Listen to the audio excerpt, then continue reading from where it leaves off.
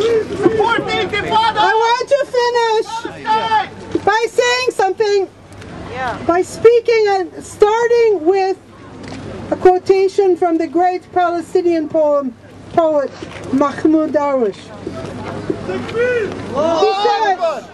He said, "The siege will last. In order to convince us, we must choose an enslavement that does no harm in fullest liberty."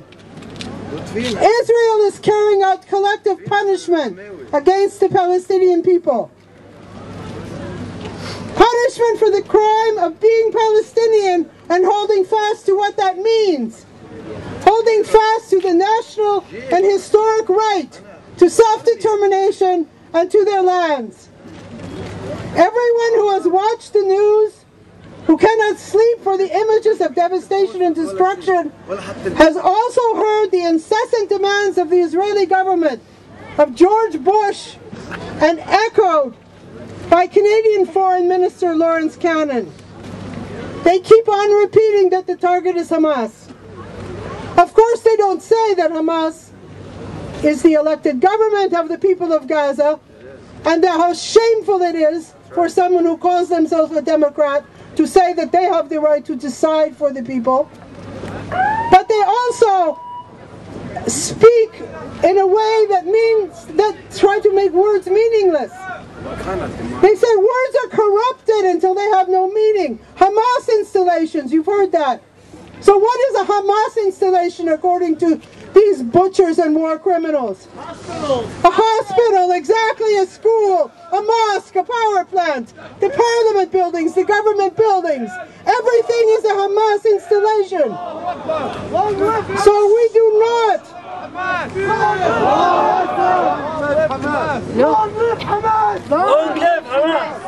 Long live the resistance! Long live the resistance! Long live the resistance! Long live the resistance! So we do not accept for a minute that this is an attack which is not directed against the Palestinian people and against their struggle to end the siege, to end the occupation, to have, as everyone says again and again here, justice with peace.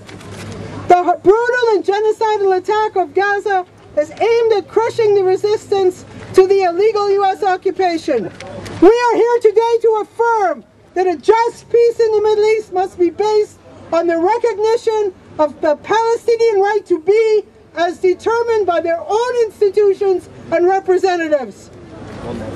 We are here today, we should remind ourselves that even though the creation of the State of Israel was conditional on their recognition, that is, on the recognition of the national rights and the right of self-determination of the Palestinian people, Israel has since then lived an illegal existence because it has refused to do so. We are here.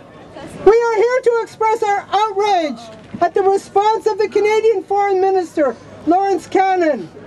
According to Cannon, who echoes Bush and Olmert in blaming the Palestinians for the war crimes and crimes against humanity being committed by the Israeli government.